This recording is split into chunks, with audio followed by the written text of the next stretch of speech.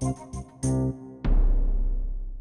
you so much, Dan, for inviting me to be able to come and have the opportunity to be here, and such an honor to be speaking alongside both of you who have been struggling for your people's rights and their freedom and their protection and their safety for so long. So it's a real honor to be able to be here. As Stan said, I've done a lot of work in Palestine. I've done a lot of work in other areas of the world. And what brought me to Bahrain was a group of my friends started an initiative shortly after the Bahraini uprising, which began on February 14th, 2011.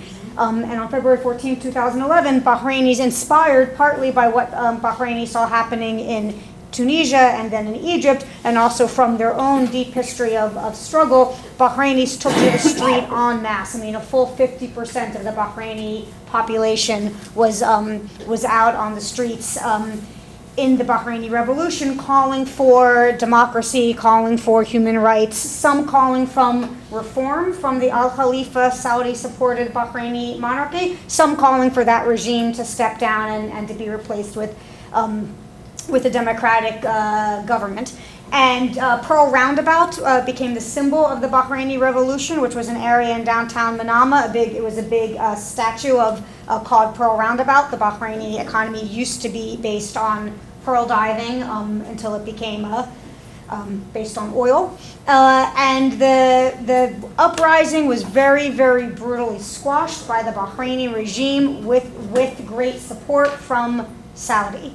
And the causeway, which Stan mentioned, which is the bridge that links Bahrain to Saudi Arabia, about 1,000 Saudi troops in tanks crossed that causeway, backed up with about 500 police officers from United Arab Emirates to squash the Bahraini Revolution. And since then, there has been ongoing protest, but it's been very decentralized because both the central meeting place, Pearl Roundabout, was destroyed, and then the level of repression on human rights activists, on activists who are expressing their views on social media, has been very, very intense. Friends of mine started this initiative to send in international observers at the 1-year anniversary of the Bahraini uprising, which was February 2012. I was invited to go with them. I didn't go then because I was working on another project, but I began to watch Bahrain very carefully and very closely at that time. And then about 6 months later, I asked the Bahraini activists that were connected to that initiative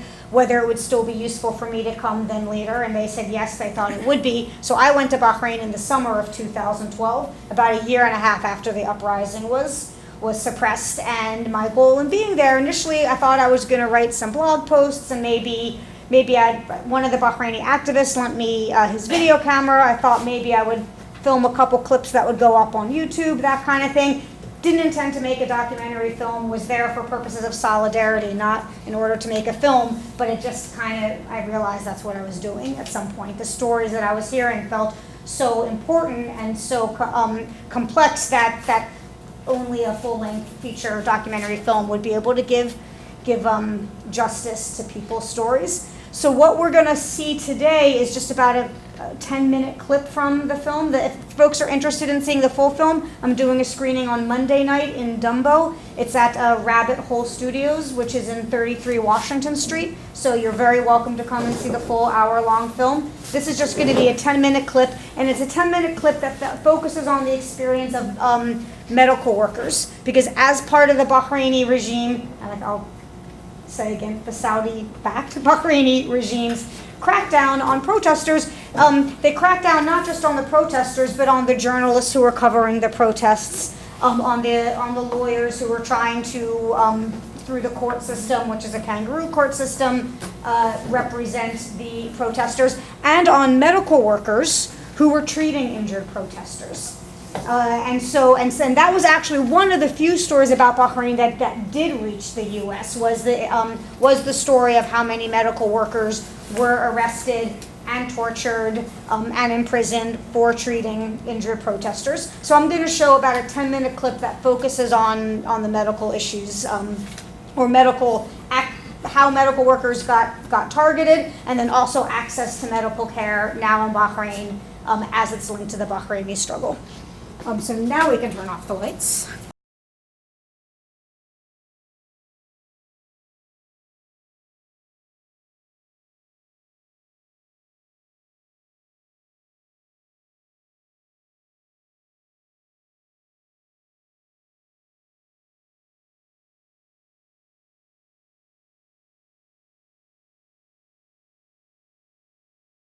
I filmed this, like I said, in the summer of 2012.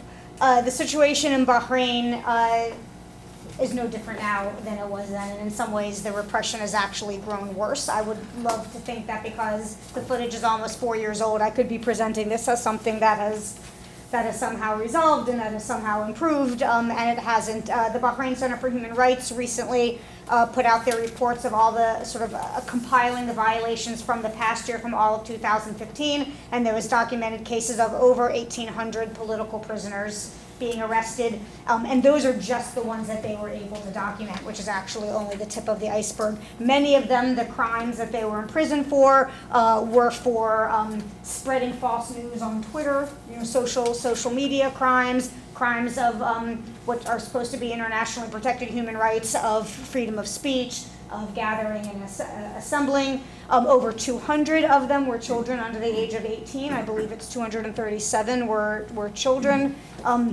So the repression is still going on, and is going on quite acutely.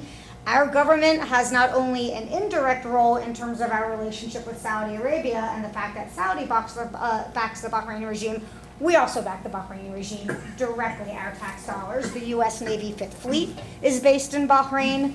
And when the uprising first happened, a few months afterwards, there was a halt on U.S. arms sales to Bahrain, and it was to be re-examined whether or not the Bahraini government was supposed to meet certain human rights indicators, human rights markers, in order for arms sales to resume. Inexplicably, last June, about 11 months ago, the U.S. Congress somehow decided that the Bahraini government had now made those reforms, even though every single human rights organization that has examined their track record disagree with that analysis, and starting last June, the U.S. has resumed direct arms sales to the Bahraini regime. So the next kid that's getting shot in the head with the tear gas canister probably had, made in the USA on that tear gas canister.